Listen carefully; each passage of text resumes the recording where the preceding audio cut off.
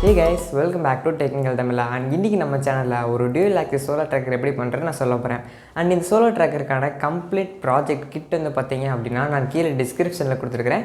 Click பண்ணி வாங்கிக்கோங்க. And இந்த kitக்கான கூப்பன் கோட் வந்து நான் பாத்தீங்கன்னா கீழ descriptionல கொடுத்திருக்கேன். அந்த கூப்பன் யூஸ் பண்ணி நீங்க இந்த kit வாங்குனீங்க அப்படினா up to 10 to 20% உங்களுக்கு வந்து ரெடியூஸ் ஆகும். And இந்த கூப்பன் கோட் எக்ஸ்பைரி டேட் முடிஞ்சதுக்கு அப்புறம் நீங்க யூஸ் பண்ணீங்க அப்படினா உங்களுக்கு வந்து இந்த கூப்பன் வந்து அப்ளை பண்ண முடியாது. சோ இப்போ நம்ம இந்த dual axis solar tracker வந்து எப்படி பண்றது அப்படின்றத பார்த்தறலாம். சோ வாங்க நீங்க வீடியோ ரெகுலரா போயிரலாம்.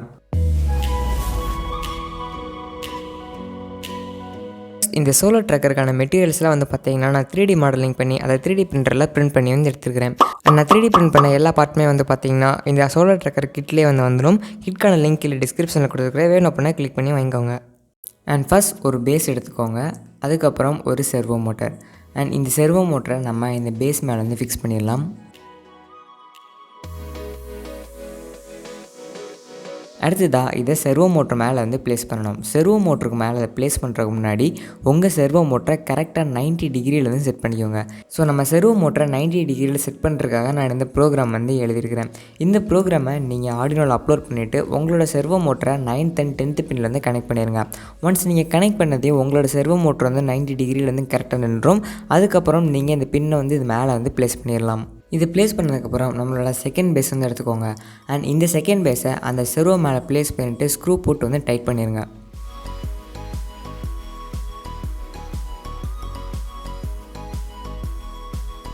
அடுத்ததாக நம்ம தேர்டு பிரிண்ட் பண்ண பார்ட் வந்து எடுத்துக்கலாம். ஸோ இதில் வந்து பார்த்திங்கன்னா உங்களோட செகண்ட் செர்வோ வந்து நீங்கள் ப்ளேஸ் பண்ணணும். ஸோ அதுக்கு மேலே வந்து உங்களோட செகண்ட் செர்வோ மோட்டர் வந்து ப்ளேஸ் பண்ணிடுங்க.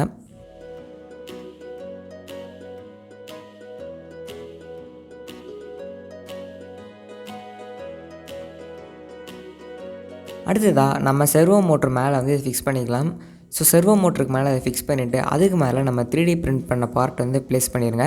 ப்ளேஸ் பண்ணிவிட்டு ஸ்க்ரூ போட்டு வந்து டைட் பண்ணிடுங்க. அண்ட் அந்த ஸ்க்ரூ டைட் பண்ணுறதுக்கு முன்னாடி அந்த செர்வோ மோட்டர் 90 டிகிரியில் இருக்கான்னு மறக்காமல் செக் பண்ணிக்கோங்க. அண்ட் ஃபைனலாக பார்த்தீங்கன்னா கைஸ் நம்ம எல்டிஆரை வந்து நம்ம கடைசியாக பிரிண்ட் பண்ண பார்ட்லேருந்து ஃபிக்ஸ் பண்ண போகிறோம். ஸோ 4 சைடுமே பார்த்தீங்கன்னா உங்களுக்கு 2 ஹோல்ஸ் வந்து இருக்கும். ஸோ அது வழியாக உங்களோட 4 எல்டிஆர்ஸுமே வந்து ப்ளேஸ் பண்ணிடுங்க.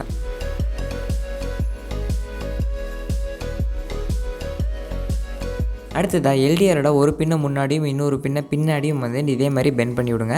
ஸோ எல்லா எல்டிஆருக்குமே இதே மாதிரி வந்து பண்ணிடுங்க.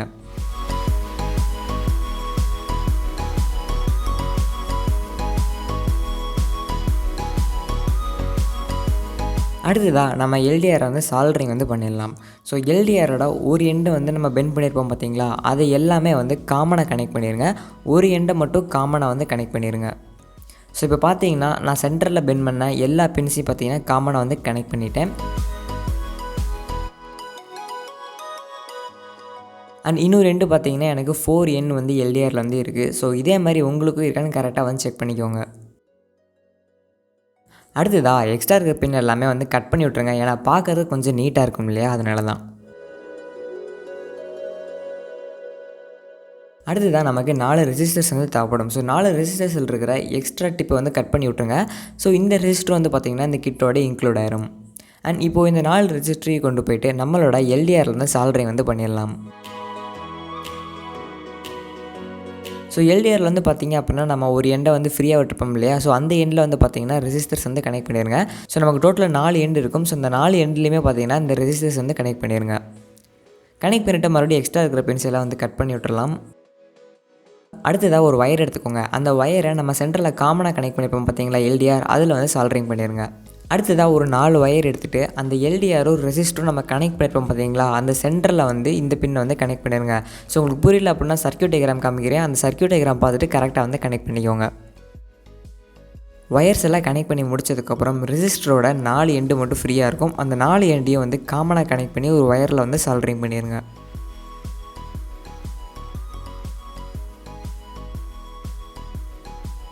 அடுத்ததாக நம்ம இந்த ஹெட்டர் பின்ஸில் அந்த ஒயர்ஸ் எல்லாமே கனெக்ட் பண்ணிடலாம். ஸோ நம்ம ஆர்டினோட கனெக்ட் பண்ணுறது கொஞ்சம் ஈஸியாக இருக்கும். ஸோ உங்கள்கிட்ட ஹெட்டர் பின்ஸ் இல்லை அப்படின்னா நீங்கள் டேரெக்டாக ஆர்டினோலே சால்ட்ரிங் பண்ணிக்கலாம்.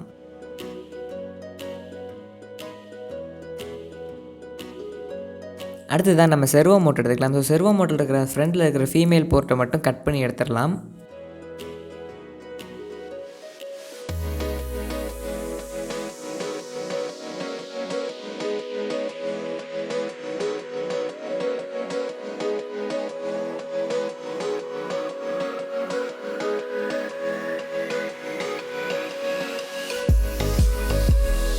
ஸோ 2 கிரவுண்ட் வயரையும் பார்த்தீங்கன்னா நான் ஒரு ஹெடர் பின்ல வந்து கனெக்ட் பண்ணிக்கிறேன். அடுத்ததாக 5 வோல்ட் சப்ளை கொடுக்க போகிற எல்லா பின்னையுமே நான் காமனாக கனெக்ட் பண்ணி ஒரு ஹெடர் பின்ல வந்து கனெக்ட் பண்ணியாச்சு.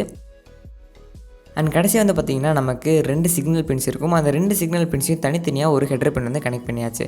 டோட்டலாக 4 ஹெடர் பின்ஸ் வந்திருக்கும். ஸோ உங்களுக்கும் 4 ஹெடர் பின்ஸில் கரெக்டாக கனெக்ட் பண்ணிக்கிங்களா அப்படின்னு செக் பண்ணி பார்த்துக்கோங்க. இப்போ நம்ம செகண்ட் செரோவை கனெக்ட் பண்ணியிருக்கிற பார்ட்டை வந்து நம்ம செகண்ட் பேஸில் வந்து கனெக்ட் பண்ணிடலாம். ஸோ இதே மாதிரி நீங்கள் வந்து ப்ளேஸ் பண்ணிடுங்க.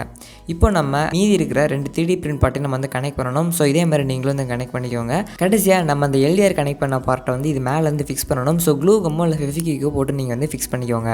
ஸோ நான் ஃபிக்ஸ் பண்ணுற மாதிரி கரெக்டாக நீங்கள் இந்த இடத்துல ஃபிக்ஸ் பண்ணுங்கள். அப்போ தான் உங்களுக்கு கரெக்டாக வந்து ஒர்க் ஆகும். ஸோ கேஸ் இப்போ வந்து பார்த்தீங்கன்னா நம்ம எல்லாமே ஃபிக்ஸ் பண்ணி முடிச்சாச்சு. இப்போ நம்ம இதை வந்து ஆர்டினோவோட எப்படி கனெக்ட் பண்ணுறதுன்னு பார்த்துடலாம்.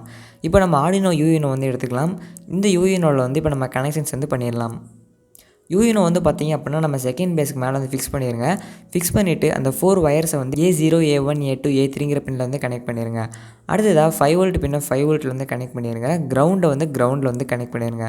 கடைசியாக நமக்கு 2 சிக்னல் பின்ஸ் இருக்கும். ஸோ கீழே இருக்கிற சர்வோட பின் வந்து 9ல் இருக்கணும். மேலே இருக்கிற சர்வோட பின் வந்து 10th பின் வந்து கனெக்ட் ஆகிருக்கணும். அண்ட் ஃபைனலாக நம்ம ஸ்க்ரூஸ் போட்டு இது எல்லாமே வந்து ஃபிக்ஸ் பண்ணிடலாம்.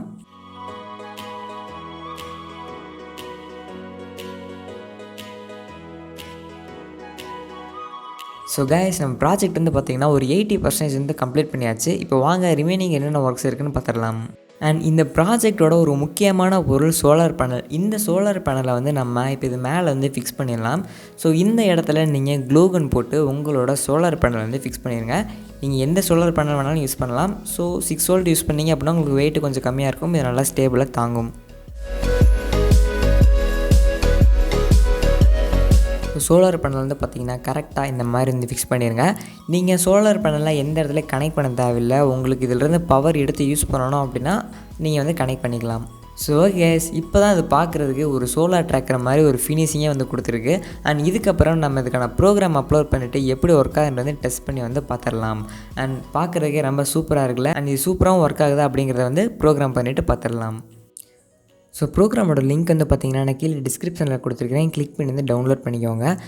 கூகுள் ட்ரைவில் இருக்கும். So right side 3 dot button இருக்கும். ஸோ அதை கிளிக் பண்ணிங்க அப்படின்னா உங்களுக்கு டவுன்லோடுங்கிற ஆப்ஷன் வரும்.